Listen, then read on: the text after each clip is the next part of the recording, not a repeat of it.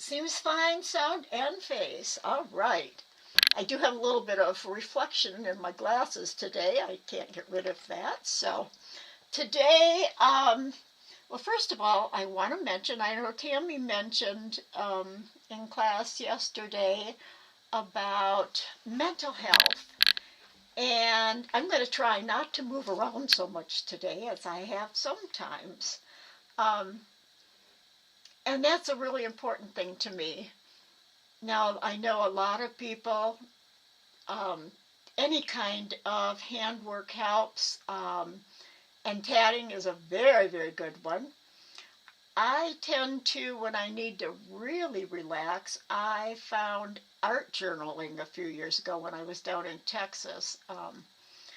I found right after my husband passed away, that first year, I happened to find, it was kind of an art journal planning class. And I started doing that. That got me through that first year. And I'm going to show how I did use some tatting in one of my journals. And that's what I want to... Associations is a thing that goes along with this. Once in the classes before, you have a green screen? I'm very blind, yeah. I'm hoping, I haven't had contacts since I was down in Texas and had such a horrible time with the cedar down there. I found out I was very allergic to it and had to stop wearing contacts, and I've been wearing contacts now since 2016. So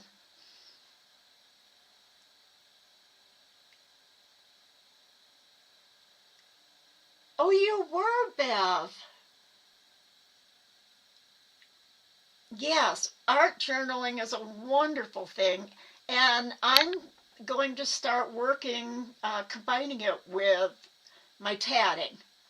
I do have one page I've done. Shoulders up with books and a cabot. Yeah, that's the way let me see if I can tilt my... Now you can see more of me. Huh. Yeah, so maybe Pam, as Pam says, try refreshing your screen.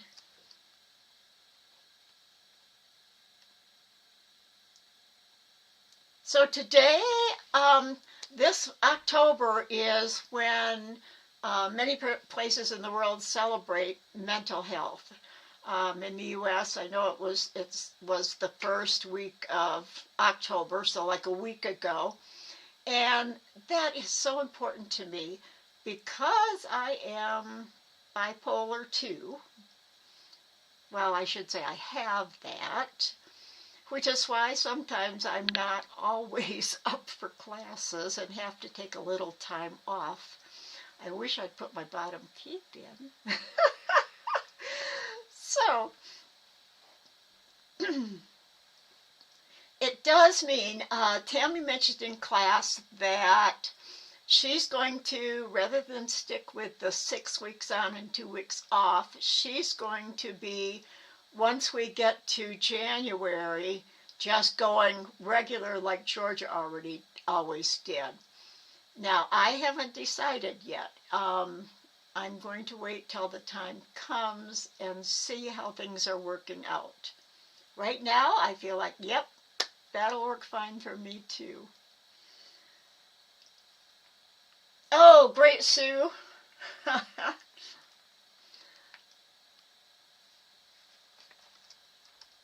don't know if you're seeing all this to the side of me like I'm seeing on my screen. I'm hoping not.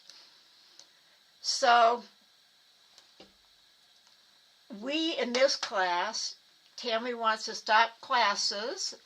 Our class is on Thursday, so it would fall on the last Thursday of the month would be Thanksgiving. So we'll be stopping the week before, which I believe is I'm not sure what the date is, but we'll be going up until the week before Thanksgiving.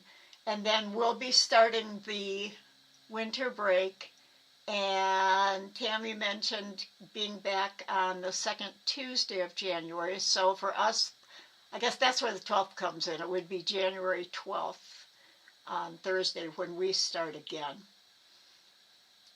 So I think that's it about classes. I think this is going to work out really good. It's going to help Tammy with the issues with YouTube about running too many, too long classes, so which sounds really weird for them.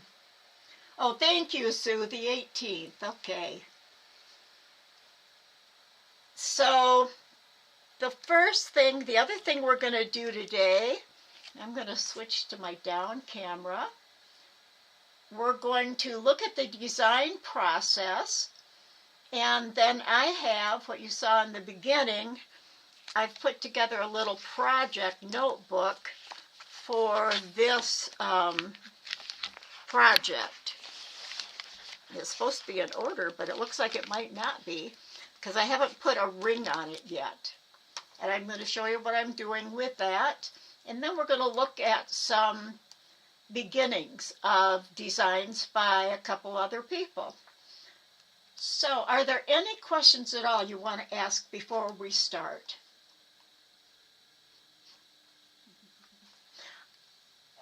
One of the things that I may struggle a little with is I'm going to try using a third shot that's of my desktop. That's what I've been using for the evening Inkscape class so that they can follow along and watch as I am going through the program itself. So I'm going to try that here today too. So no questions? All right. Then I'm going, time of tonight's class, that one's going to stay the same. It will be, 8 o'clock Eastern time. So for me, it's like 6 o'clock Mountain time. So the only problem for me was the morning class being in the Mountain time zone. It meant I had to start at noon, which meant before, by 10 in the morning, if not earlier, I needed to have my link all created and everything for the live stream, and I am not a morning person at all. So, and then I wouldn't have time for, I don't always eat breakfast, so I need to eat lunch, and I never had time for it, so that's why the afternoon class, or the first session class, I know it's not afternoon for all of you, is scheduled an hour later than Tammy's. But the evening class stays the same. So I hope to see some of you tonight. I'm going to flip to my desktop.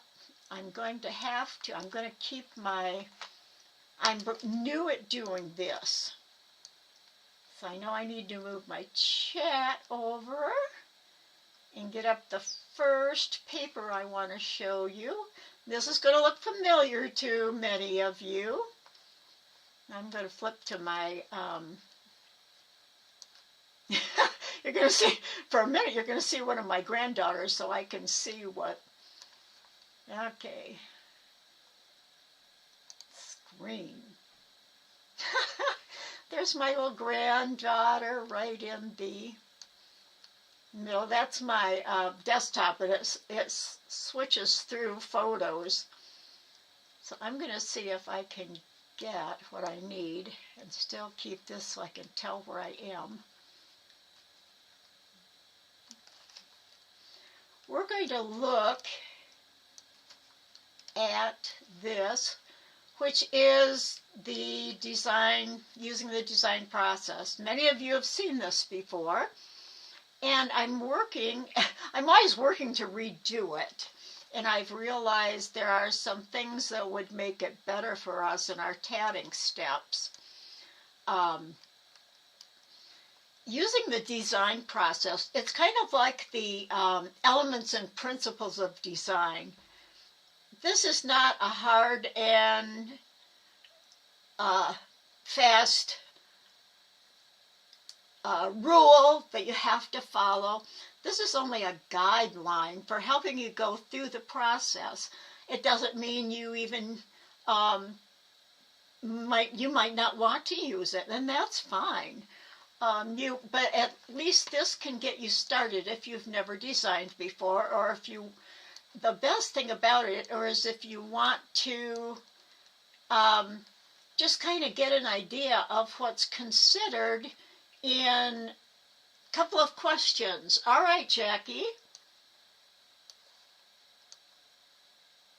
Go ahead. And this will be available as a download as soon as I get it redone. So you'll have it too. Okay, Jackie has a couple questions. I don't see them yet. Oh, keep going. Okay. So I'm not going to read through everything on top. I'm kind of just going to summarize it. Every field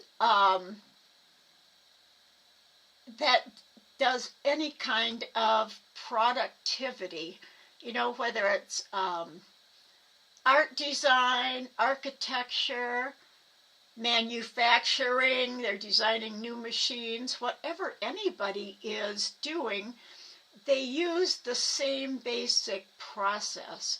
Each field has its own little differences, and that's the same like with the elements and principles.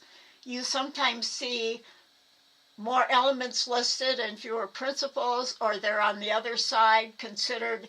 One of them is color, a lot of people consider value an element. Some people consider it more on the side of the principles, because you can use value to manipulate your colors or neutrals, black and whites, whatever. So, and this is the same. And one of the things, these are only guidelines. And the main thing for us is, and we've gone over this before in some of the classes, down here on A, says under these steps and sub-steps are only guidelines, and above the little chart we'll get to. The entire design process, document everything.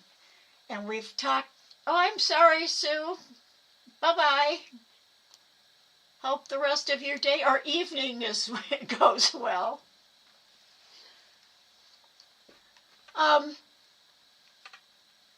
Everything you do, don't discard anything, any of your documentation or tatted bits and pieces. And this goes along with the books or the journals that Tammy is having you start, or your index card file or book. Keep it all, because you never know when that odd piece that you snipped off might be the perfect thing for another design. So you're going to want to keep it all. I have not used the index card process method of organizing, but I am starting it and trying it, but I'm also mixing it in for the specific Bucella pattern that we're working on, and the way I tend to organize when I'm working on a specific project, which we'll be looking at. And keep track. I was so excited when Tammy mentioned how she labels her index cards, because I had not thought of that. Such a simple and easy thing, and I never thought about it. And I'm thinking, should I try printing on my cards? Should I do it all by hand? If I'm tired or in a hurry and my writing is so bad, I thought maybe I wouldn't be able to read it later if I'm putting any notes on it. And you want to make sure you keep track on there, like she did, the size of thread that you're using. And then how many stitches it took to make whatever it is. Do a little diagram or write some instructions. We're going to look at the beginning of instructions today too. Incubation time, that's down in here. That can often be really important, more than once throughout the design process. The design process is not like a straight line process. It's not linear. It's more kind of, it's circular and yet not total. It's got lots of little, go from here, curve back to that step, go back down to this step, maybe go back up to the other step. So, and then sometimes you just need time. If a design is not working out and you're just unhappy with it, and if you're not feeling good working on it, put it aside for a while. One of the things you can do too is leave it setting out and look at it from a different angle. Set it on your counter so when you walk by, maybe you look at it from a little different angle. And really, sometimes something will pop out at you. And that's where those design elements and principles come in. You might look and say, you know, if I added a little negative space here, you've heard me say this already, that might look better. So, and I find a couple of the times, one of the things that most all artists recommend and designers is go out and take a walk. Especially if you have a nice nature area to walk through, but any place. I've seen designers you've got your phone with you probably. If you see a cracked sidewalk or something, notice all the things like that. Maybe it's a cracked piece of concrete and the design of it, the shape of it catches your eye. Take a photo of it. You never know when you might think of that and think, boy, I wish that would be neat to use for this particular shape and this design. Take photos of anything that interests you. Color combinations. It could even be on a building. Or it could be a design on a building. It could be flowers, the different colors, and the shapes of the things. That can be everything that can help you realize what you like and help develop your style.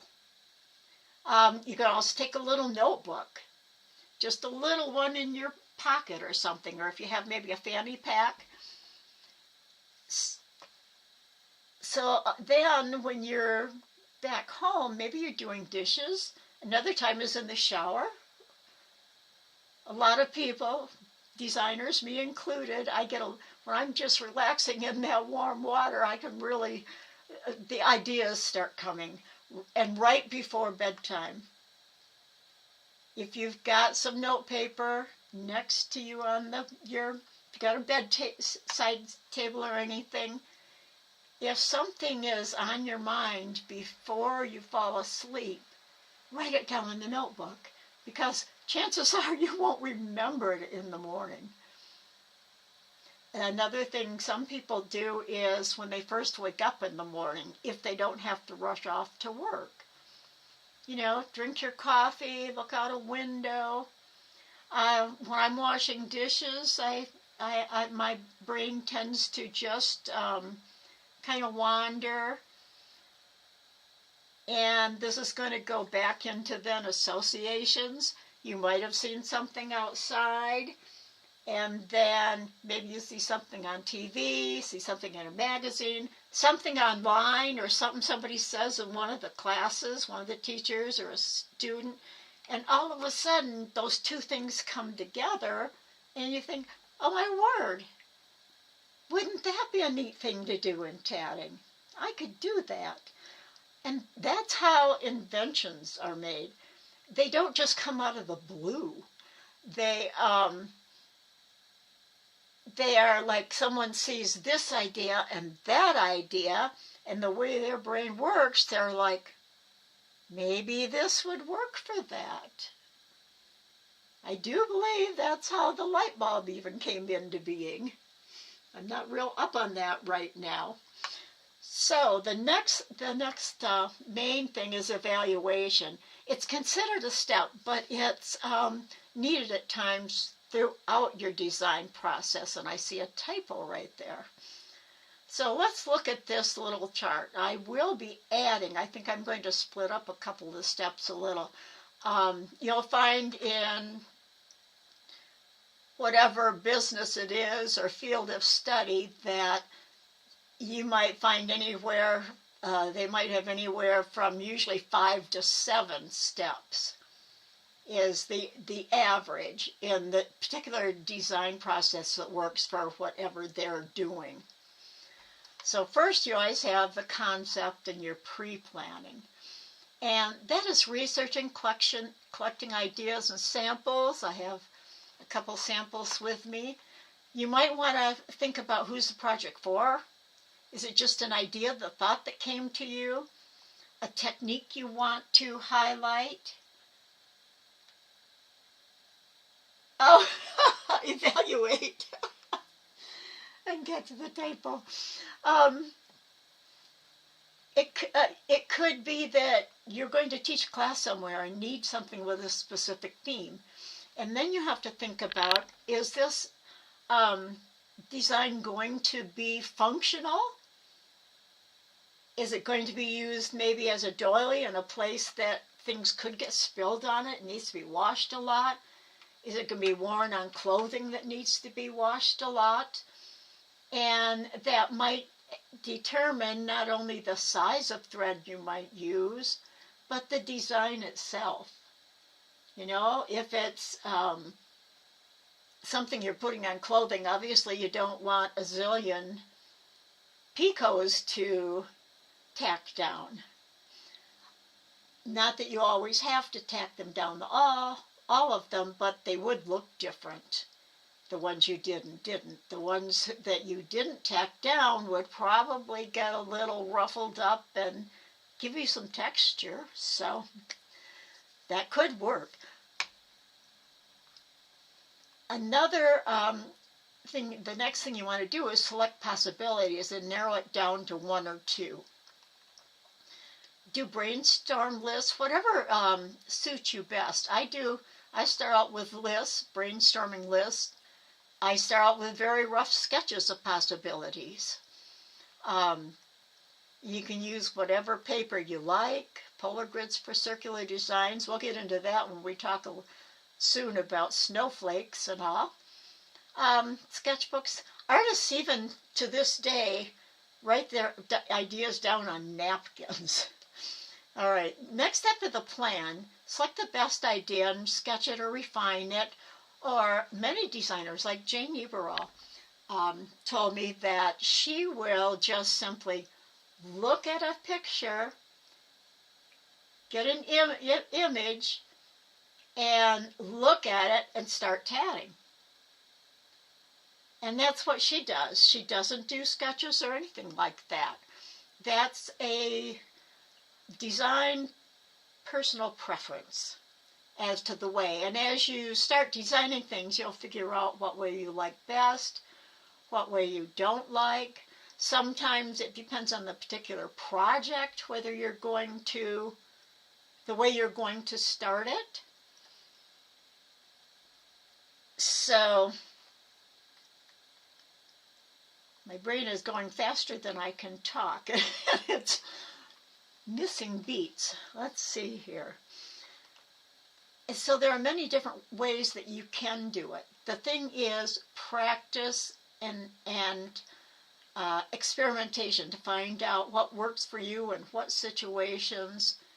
And one of the things when you are, I'm going to go back up to this step above, concept, research and collect ideas, pictures, samples, color schemes. All artists and designers keep those types of things. I did mention the index cards already, or a journal. I mentioned it again, and I'm trying to remember why. I know it'll come back to me in a minute. I can't write down everything I'm going to say. I kind of have to practice in my mind a couple times, maybe say it out loud. So next you want to consider the design details. What size are you going to make it? I put shape next, but I think probably color. Once you get your idea, one of the things you have to figure out is your tatting path, the techniques you want to use, the stitch threads and colors. That can all be put down.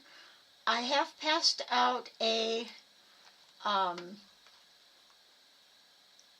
not sure if I gave it to you this year or not, or if I did it last spring, a little worksheet, and I'm also working on a different one of those. I'm always working on something to change these things around a little or add more possibilities for everybody's style.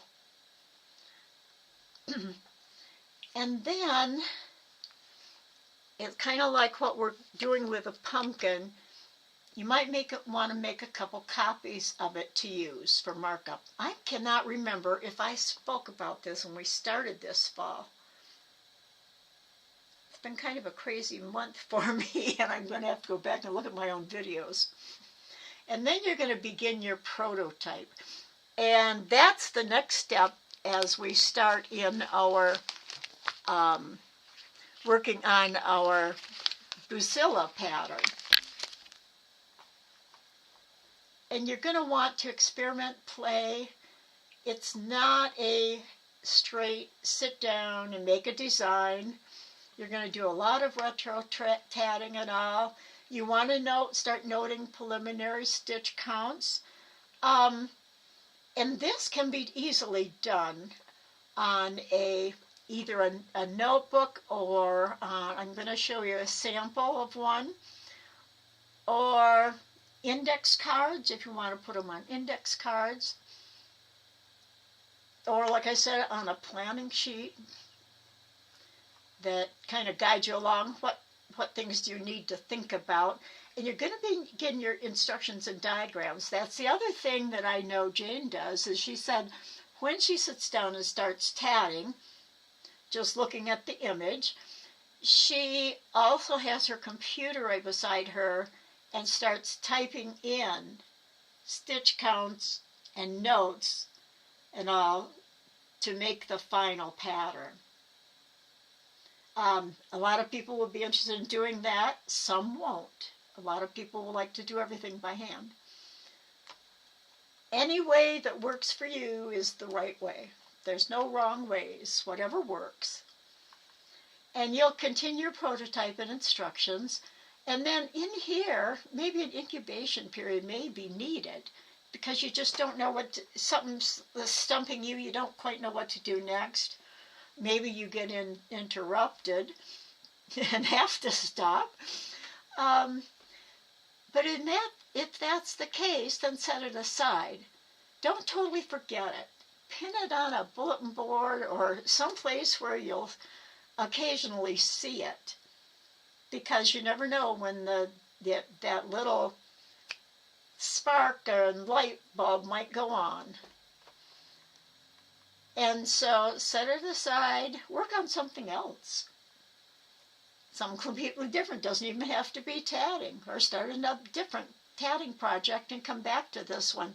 One of the things if you do have more than one design going, sometimes just working on one design will bring about, oh, this would work in that other design. This is what I need to do. And this is at the point we are right now, at least, I don't know, hopefully if anybody started, I'm going to show you what I've started so far. I haven't made a lot of progress, but always remember, even if you can only spend 5 minutes, whoops, I didn't mean to do that, everybody. Even if you can only spend 5 minutes on your project on a day, take that 5 minutes. All those add up, and before you know it, maybe at the end of a month, if you have a half hour of work and hit a major aha moment, or gotten to a point where you think, wow, this is really great. I'm so happy with this. So try doing that. That is also what I would like you to at least do. If you don't do it every day, please at least 2 to 3 times a week, think about your tatting. Think about your designing. Take the next small step. It can often make you feel much more relaxed if you're not thinking about the whole big thing. Whoops, oh no, I closed my chat box. I hope I didn't lose you guys. I hope you're still there somewhere.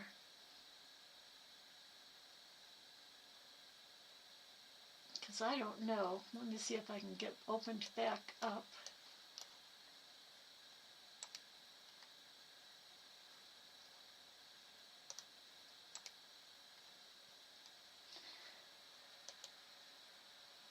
I know, I have to go here. Okay. Open a new window. Design class today.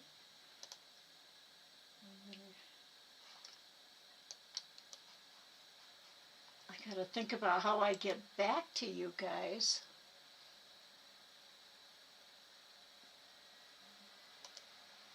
You can all see me fumbling around here.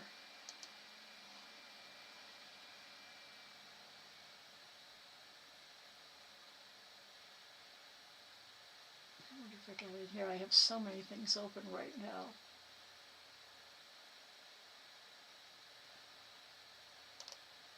There we go, I'm back. Okay, I found it. So sorry. This is going to happen once in a while. It seems like we've stopped and started so many times that I need a little more practice on things. Trigger Fingers, website for Suke creates to get up to speed. Catch up? What is ongoing relationship with Tammy's site as far as classes? What could be found there is going where? You don't fret the hiccups. Thank you, Jackie. You're a paper and pencil kind of person, with the evening class being mostly automated formats. Do I have a website? No, I don't. I used to. I would like to have one again. I do actually. I have paid for a website. I just haven't put anything up on it yet. So that is in my future plans. I'll probably start out using, I had a lot of this stuff because I had my own website. Those first 10 years of doing the design class, I did it, through the online classes, through Chatsy, the regular online classes Chatsy box. But my design stuff was all on my own website. Where will you find my goodies? You will be finding them on the online tatting class website. As soon as Tammy and Dennis start working on it again. Now that they've got their new rig set up and everything, things should be happening there too. What's going on in the relationship with Tammy's site? The only basic thing has been she's had some technical problems with it, and also YouTube is trying to really promote their shorts, which are short little quick things, not long classes. And because we've been having, 2 sessions a day, 3 days in a row, it's difficult to go very long. Now, Tammy, for her, works great with an hour. I tend to, as people in previous classes can tell you, I tend to keep talking and running over more than that. And I'll let you know as soon as where you can find the goodies. I had, if I'd been a little more ahead of myself and not had a, let's say my emotions have been going up and down this past month and a half, and so I haven't gotten much done. It's kind of been mostly this summer too. So, and when I started in the spring and took over after Kay left and went back to helping with the website, and doing the website, I should, let's look at this, and let me finish questions after this last part we'll go over later, because we're up in the earlier part right now in the design process for the particular design we're doing, and you're going to be able to start a different kind of design if you would like, if this is not interesting to you, redoing the Bucella pattern and trying to pull designs out of that. So let me switch back to my face so you don't feel like you're just looking at my, let's see, here's where I do that face. Here we go again.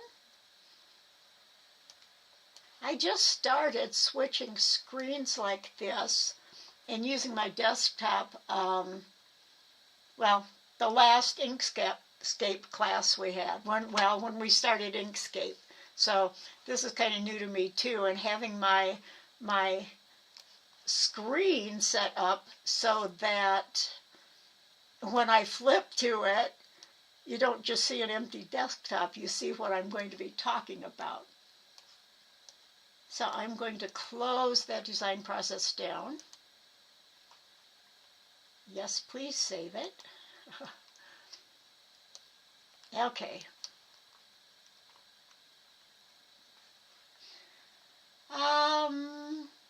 So that's basically the problems. There's been a little problem with some,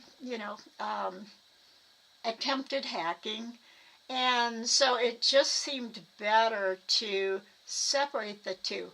Tammy can concentrate on her things and not have the design class things added into it, and so I can keep track of this channel and supervise, and have it here. It'll also allow me to run over if I need to. I have to tell you though, I do not know yet, once this streaming is done, I have never gone through the process of then putting it up so it can be seen by everybody all the time.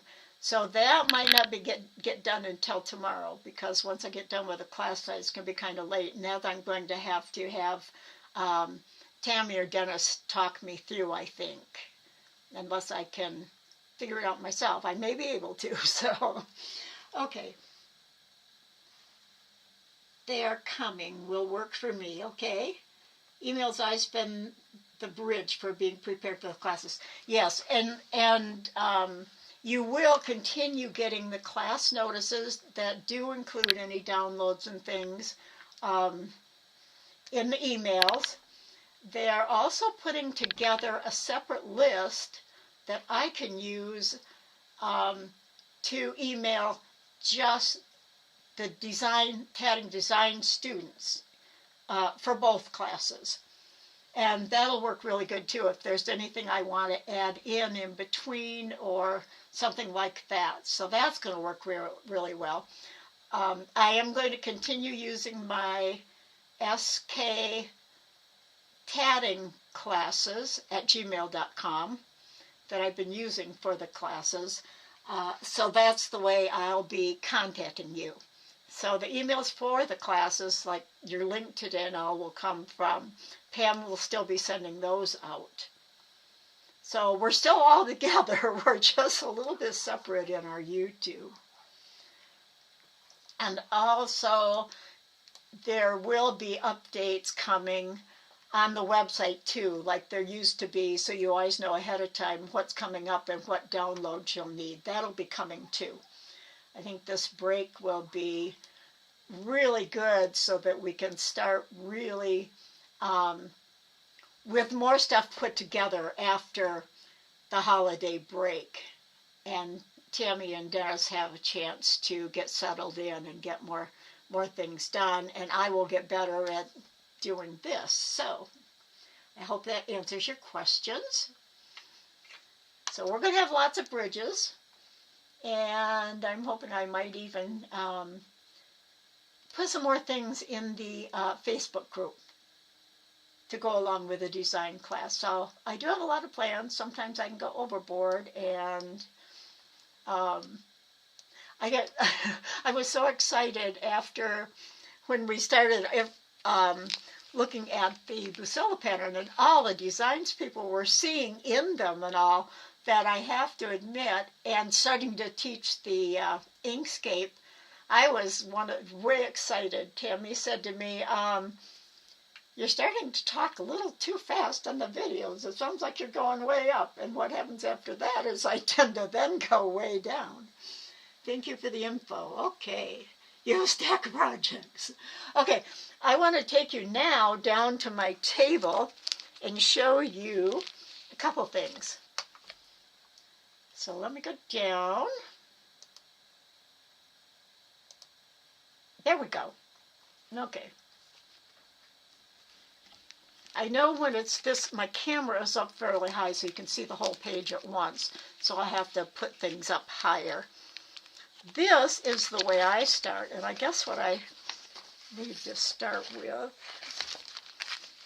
is this. One of the things I noticed when I copied these is this text from the original is super small, which combined with the fact that it's written in the old-fashioned style, it's almost impossible at that from, I don't know how they ever did it, especially if they, were in an area where they were doing things like this by candlelight. And so what I've done so far is just make myself an enlarge, oops, I got a piece of something stuck in there. Pull this out because I got something stuck in there on the outside. I have made an enlarged version for myself, and I've started highlighting it and splitting it down. I've also started gotten it basically typed up into a pattern. We'll look at that too because we need to start talking about writing patterns. So this is the way I start. This is on this. I take each project, and as I'm working on it, I like to use plastic pages. Although I'm only using copy paper now for the things I actually have to print off of the computer, like these. Now, one of the things I had asked you to do was I gave you extra copies so you could start cutting apart. And I did this page and my second page, and I got to thinking, art journaling's been on my mind, and I thought, why am I using copy paper for this when I could use, I'll show you in a minute what I'm going to use. I could use magazine pages, which are a lot lighter. And so for any of you who are into, I love to read magazines. I love the ideas in them and everything. So here's what I've done. I've cut it apart. I've got my, what I think it was Pam or someone mentioned it looking like a Christmas tree. So there we've got a start for Christmas. Not sure I'd want the clovers in the center. I think I would want to just use, the roof is beautiful. Would be beautiful for a Christmas house. It'd be great for a spooky Halloween house too, but we're getting so close to Halloween that this is not a project some of you may want to continue with right now. And so I've done this. I do have some of them stuck down with sticky tape. Some of them are stuck with the removable tape, so I'm going to be able to move them around and say maybe I want a triangle design. And I've got the little peacocks or fairy ladies down here, dancing ladies, or I think of fairies sometimes when I look at them. So I've got that on the front. I guess I'm going to have to, oh, and here's where I've started. I started making, and I didn't get this stuck on a index card, which I could do. I can show you. I did buy one of these index spiral bound ones, but then when I got to looking, I tried putting about 3 or 4 or 5 in here, and I thought, oh my gosh, it's getting so fat, it's going to be out to here, and I'm not even going to have everything I want in it. So I decided I'm not going to go with that, but luckily I can use this for other things. And these also, I'm going to do this right now. This particular binder, I don't know about the dollar store ones, but these happen to be this Basics 50 sheets. Happens to have, see how easy that comes out? They're perforated, so you can take them out. And I do happen to have some of my old tape here. And what I found is for plastic baggies, what I have here is permanent. So once I stick this on here, it's going to stay. This is a really old Creative Memories double stick tape. So I'm just going to tear a piece off of it here and stick it on the center here. And peel it off. All right, I got a piece of hair stuck in there. And then I'm going to stick this right on here. So I'm all stuck together now. Let me bring out. I worked this in size 10. And this brings us to a discussion about the size of the image you put on your pattern. I think, is this one this? I can't tell if this is one of the same size ones or one of the smaller ones I made. No, this is the same size. I mean, we really have no idea of knowing. That's not sticking. We really have no idea of knowing. It says Bucilla, what was that? Size 10 Bucilla. Oh, a size 10 Bucilla shuttle. Number 135, size 5. So, oh, here it is. 5/0 Bucilla tatting cotton, article that. Okay, size 10. This is size 10.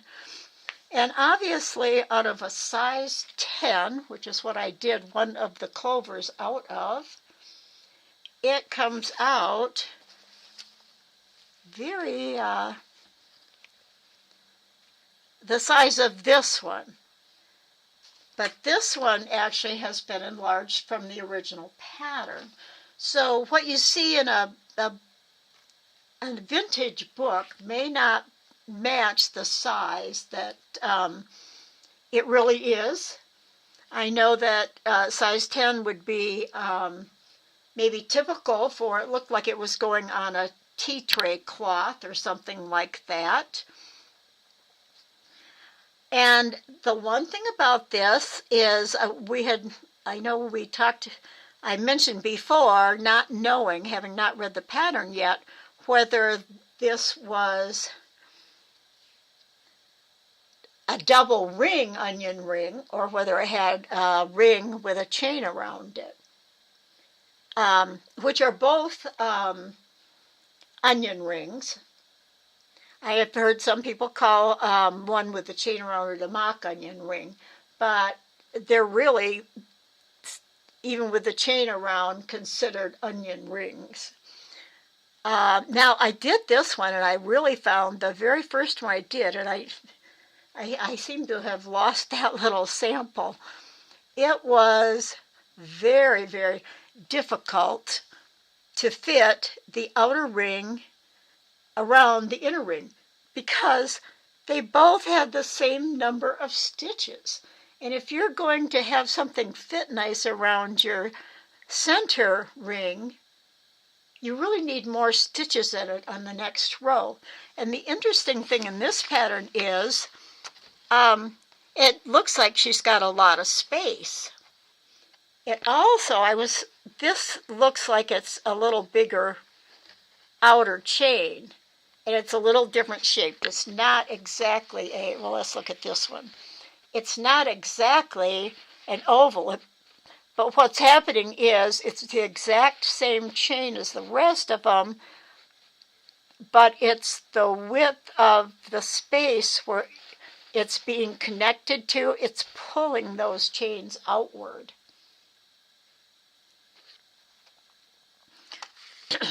So I have experimented with, you can see I've got one lopsided one where I added more. I actually added a whole another section on by mistake. So now after that, and just so I don't get all messed up here, I think I'll just stick that down there with the front of my page. This is the back side of that page.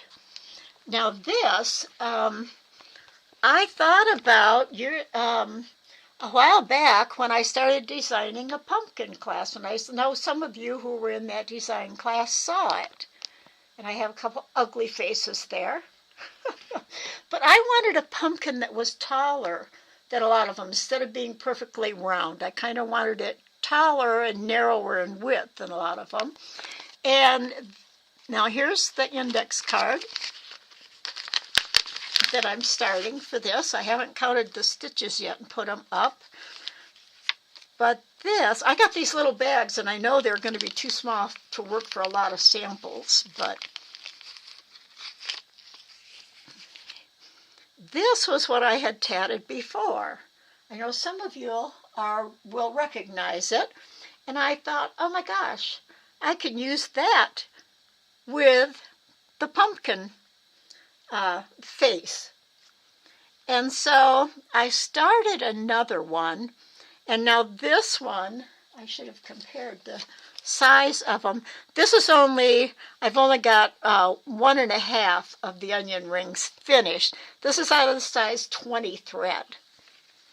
And I'm going to like that a lot better for fitting in my pumpkin. So I figure I can work this. And this would be about the right size for the face inside of this pumpkin. I might have to make a little wider or something. Here's another little piece I started, so that would give me my clover. But what makes the shape, and when you're thinking about the shape you're going to make,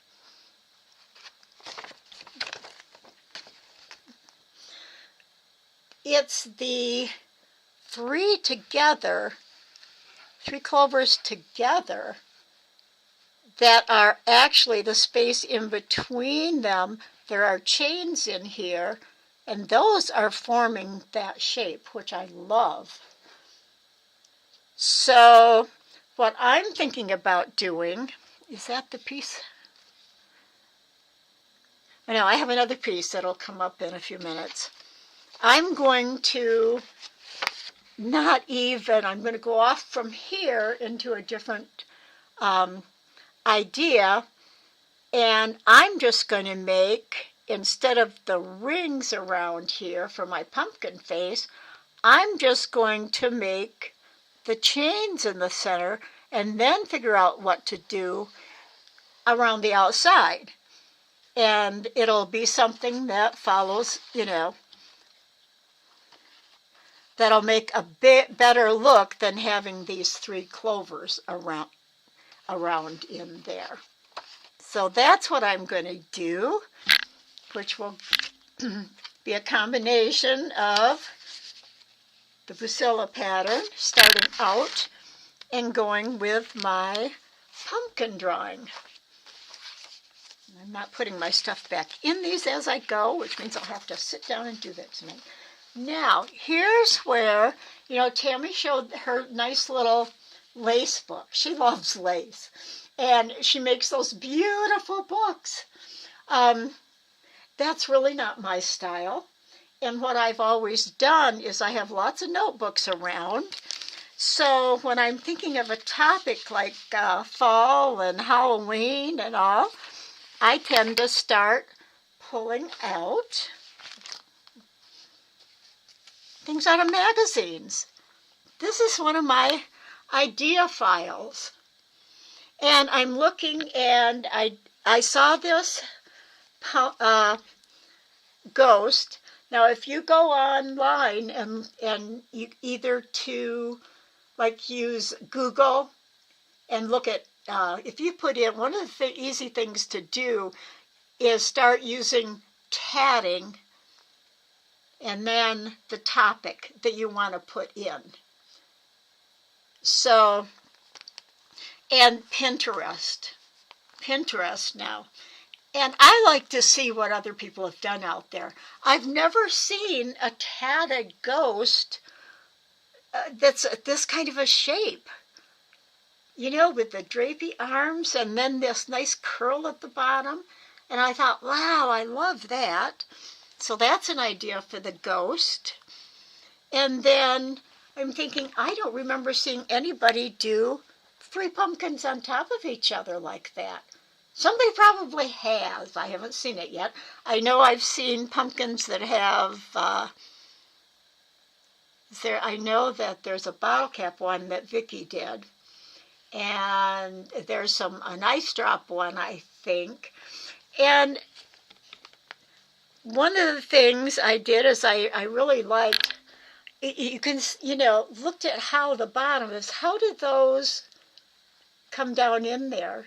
You go to a draw run sometimes just thinking, where do they actually meet down here? Or the shape is like, here's one's got a flatter bottom and fewer little ribs. This one, I thought, I love the stem on this. To have original designs, do something, put a different kind of a stem on it. There's all kinds of stems. And then I saw with the spider on top of it, and I immediately thought of Martha S.'s teapots patterns. And now a lot of other people have done teapot patterns too, and I thought, wouldn't a pumpkin that actually had the spider in the center of it look neat?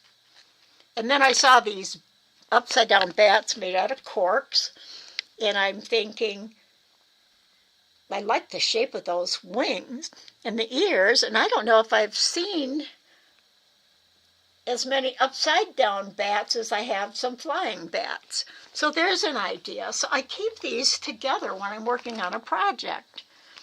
This one, I happen to like the shape of that face. I really love it. And when we're talking about multimedia and all, now I wouldn't want to make this candy corn wreath. A lot of people would, and it really is cute. But I love the idea of it's hanging by a black ribbon, and I'm thinking, wow, maybe a fabric pumpkin, and then, or make that dark night color fabric, and then put your pumpkins on it, and maybe a ghost up here. It would be a wonderful something to hang on the wall. So this is where a lot of ideas come. Association. See one thing and think about another. This is another ghost pattern design, and I thought, look at all the streamers coming down. These are balloons, and I thought, I don't think I've seen a tatted ghost that has a lot of loose, maybe twisted picots or something. Oh my gosh, we are after 2, aren't we? But we started late, so Kate designed 3 pumpkins sitting side by side using different size threads. Oh, that's a great idea, using the different size threads too. Okay, now we get down to where I started writing the pattern out, and this will be available to you as soon as I get it proofed and all. What I want to talk about, though, is, I mentioned before, Jane typing as she goes, and I tend to do that sometimes too. Now, in this, obviously, I was copying out of the book, and I'm turning it into, nice ring and chain rows, things like that. When you're writing a pattern, some of these things, we see it in patterns, we use it, but we don't really think about it when we go to actually write instructions for a patterns we've designed. You want to have your materials. A lot of times up here it'll say supplies. I may put that up there. Like I said, this is just the beginning. Your abbreviations. And I've got some abbreviations and some symbols. I've kind of mixed them together. And what I've been separating mine with is just dots. I could do it using the, there's the way you can use your tabs so that when you hit the tab key, you get the rows of dots and they stop in the right place each time. But I've just been doing it by hand on the keyboard. I didn't feel for the symbols that I needed to have those in between. And then I'm doing, all she does in the pattern is talk about join. She only says join. I'm using the onion ring join. And then you've got things like previous and repeat. One of the things I think is really nice in a pattern is to definitely use bolding to separate some of the pieces out. Here I've got the three-cornered motif, and it's formed by three-petal clovers. And so I started with the ring of the chain. Now, I do something, and I'm not sure I'm going to leave this one here, because there's only 3 repeats. I may change that to read, just because it's hard to know where to stop with just putting your picot sign in and your numbers in. I like the abbreviated way of not using the DS in there constantly, 12DS plus 12DS, because nowadays most tatters know what that means. I think even the foreign tatters do, because so many people write in this shorthand now. I could have put 3, picot 3, picot 3, picot 3. And that still would only have 4 of the number 3s there, so it wouldn't be so hard to read. Onion ring join. Now I am using the New Palmetto's guide, and they do say here up on the top that parentheses are used for clarification of joining. For an example, 5 plus, and then in parentheses, last P on previous ring, which means join on the last P to the last P. I tend to still go by the way I've done it before, and I'll put, I didn't do it on this one. Where did I? I have another one. I have one that has changes made in it already, because, whoops, let me get in there.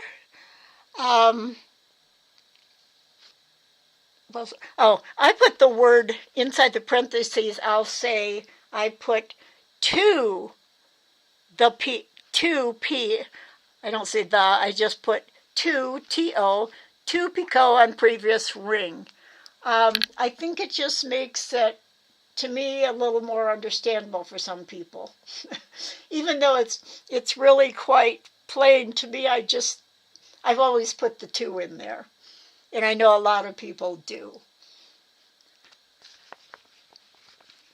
But what I've done here, and really, if there's only, if you're only doing picot 3 times, you can write it out. to me, once you get up to 4 or 5 chimes, then you take a look at that long line of numbers, and you have to sit there and count how many picots are there, how many, you know. Of course, you would have a lot of times you'll have a diagram with it to look at, and that visual always helps. So what I do is, especially on the one down here, chain 2, and then I put picot 2 5 times instead of writing picot 2, picot 2, picot 2, picot 2. To me, when I read a pattern, I have to keep looking back and thinking, how many did I count there? How many was it? And how many times have I done it? So that's the one thing I do. I also like to, when the motif changes, here you've completed the center motif. Now you're going to start with, you can continue on, but you're going to continue on with the ball and shuttle thread tied together. You started, this up here was a, I put up here, continuous thread. Oh, I didn't get that in there. I'm missing that right now too. It should, oh no, I put CMT. See that? CMT up there. And then I put it here, and I haven't put the explanation for what it is. Now, I'm going to stop on this for now so we can keep going, because I want to show you, this is where I actually started the day after. I wrote down all of these things by hand, of all the things that all of you saw when you looked at it. I've also added a bracelet to it. I think that pattern has a nice, could be a nice bracelet. Maybe even with this as the center and the roof edges as the design. And so then I just kind of made a, whoops, I'll take this off.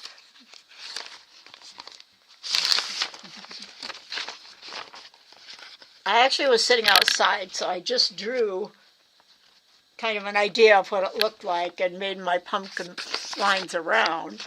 And then I also was thinking, of course, of a ghost, and I was thinking I want to give mine a hand of some time, and maybe even some little fingers.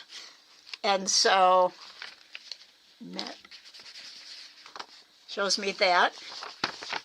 And then I got to thinking about the ghost outlines and the pumpkin outlines, and I remembered this was from Georgia, and I don't know where it is in the files right now. Padded tatting.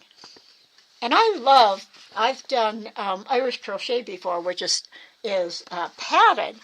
And I love, this is a padded chain. I usually rewrite the pattern you're making in the way you can understand. Yes, yes. The way you can understand, the way you like, as long as you make sure you've got abbreviations in there, and the tatter can understand what it is. So this is the technique I would like to try. Years ago, they always used multiple threads. And you can see here there's a bunch of threads here. And I will find this in the files and have Tammy put it up. And here it is with the flower inserted in, actually it's from a Needlecraft magazine, 1929. Oh, I know where that is in the files. Okay, I hadn't even looked at that. So I want to try that. Now that, I don't think I've seen any of Halloween or fall designs with tatted padding. You don't see much of it anymore. But it'd actually even be wonderful for a Christmas tree. So this is how I've started this. And I keep all these together on a ring. Now, you could just hole punch papers. And where's my next one? Oh, I already, you know what? I did. This one. This is where I thought about My word, I don't have to use all my copy paper, and this is thinner, and it'll make a thinner space in my book. Oh, shoot, I've hit something on my keyboard. These have all been, I just took a blank page. It's actually, I think, a Lego thing. And I'm thinking of it more as some journal pages because I'm going to keep text in, flow and repeat. Repeating and tatting is, that's what tatting is. It's really lots of repeating in it already. And it's how you put the repeats together that makes a piece feel cohesive or jumbled. And it says, feel the weight of the day slowly fade away, one brick at a time. Which made me think, step by step on a design or so many things that you do. That's all it takes is one little 5 minutes or step or brick at a time. And this magazine page is a lot lighter than some of the inkjet paper. And then I was at the same magazine. I saw this. And that is, I think it's a little skinny window shade. But I thought, wouldn't a pumpkin scene, people use different things. This almost could be a rattan mat or something that you could put, that would be perfect for a fall picture, pumpkins or whatever. And so I keep that in my stuff too. I'll probably cover the rest of the page up with other ideas as we go. I guess that's it. And I am running out of time and I've got so much more. So the thing I want you to, I'm going to show you this. Then we'll be done. You have to go. Look forward to watching playback. All right, Arlene. This is one of my first journals. And one of the things I've had to do is journal planning it all is to be relaxing, which is why it's good for your mental health. And it doesn't have to be a beautiful work of art. And a lot of times it isn't, and mine isn't at all. I did start out going to joined an online group, and the person who ran it, it was all about your habits and keeping track of it. It was planning like your days out day by day, if that works for you. And we always had a topic, which obviously many of you have probably figured out already. I'm a procrastinator. But these were all graphics that she gave us in black and white, and then I just started coloring them in the way I thought. So here again, begin with this breath, repeat, repeat, repeat. And this is an ugly page, but I have a page here.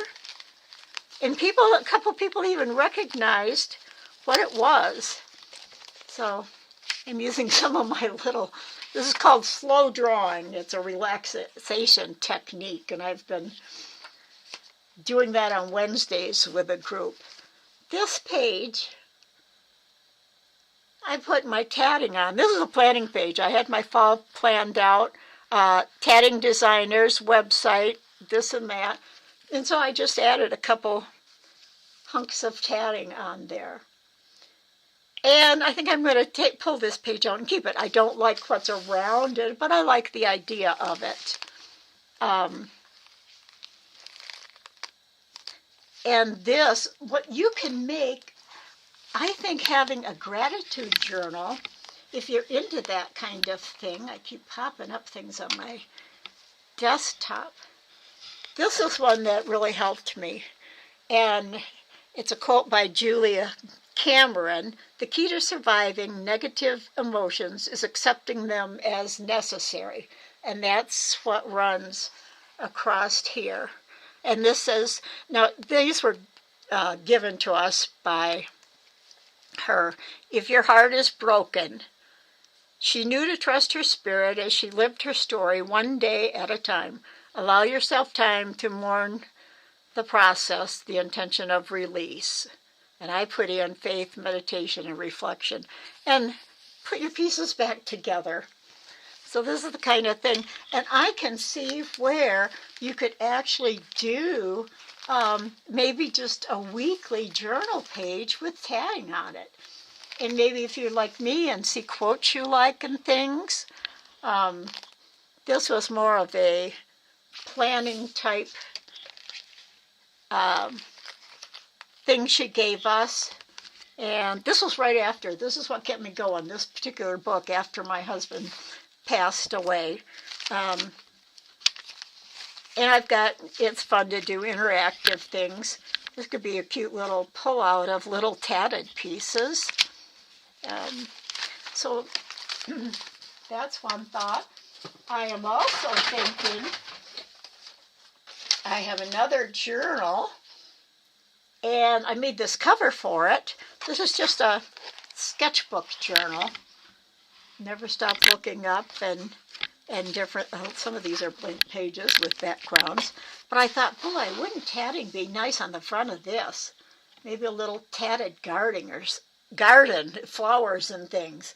This is just acrylic paint, and I just painted it on, I think it's probably watercolor paper. And I've got some ideas for some framed pictures too. Now this isn't quite the right kind of background. I still haven't finished this cover. This is I was just playing around with watercolors. But if there was something a little more muted, more like this thing over here, that tatting could be put on, it could be, even framed. And I think probably everybody's about ready to go. So I think we'll stop there today. I have samples that I'll show you. We're going to look at a couple. We're going to look at the bat design and how they've been taking all those designs out of the Endrux pattern. I'm going to show you the way one of Martha S.'s designs started in her prototype phase. So, and that's what I'm making, the pumpkin. That's in its prototype phase right now. Probably have lots of redos and everything like that. And I do have the mouth started out of the chains. So, I hope you had a good time and learned something today. Or if you didn't learn something, you at least enjoyed it. And I look forward to seeing you. Oops, I know what I've got right here. This is what I do. I look forward to seeing you either tonight or next week in this class again. Have a good week. Have fun tatting. Have fun designing. And try and take at least 3 5-minute sessions. Even if you just sit down and doodle. Or doodle a pumpkin face. We're going to think about snowflakes. We're going to think about Christmas trees, especially because of the Christmas tree shape in our Basilla pattern. Whoops, where'd it go? So that's where we're going to start. I'd love to see you find some ideas, start a little project journal for your ideas, even if it's just maybe 1 page. So please start something. I'm hoping that if we talk about different ways to start, different things to start, that everyone will at least come in and try something. Even if you start a journal, you don't have to design for another couple years if you don't want to, or ever. Thank you. I'm so happy you enjoyed the class. Now I forgot your name. I think it starts with a C, right? Can't remember if it's Katerin, or I'll get to know all of you better. Great time, looking forward to what's coming. Great, Kaylin. And thank you all for coming. This is such fun for me. Oh, I see something peeking out on my screen. You can't see it. I'll give you a little quick look at next week on my screen. This is from Martha S.'s blog. Now, if you may know what this is, or you may not. And down below it says, Martha writes, "Now then, as first drafts go, this is awful. Truly, truly awful." And she's such a wonderful designer. So don't be critical of yourself. And next week we'll look, and there's one of her teapots too. So we'll look and see what this turns into for those of you who don't know next week. So bye-bye, everybody. See you later. Have a good weekend.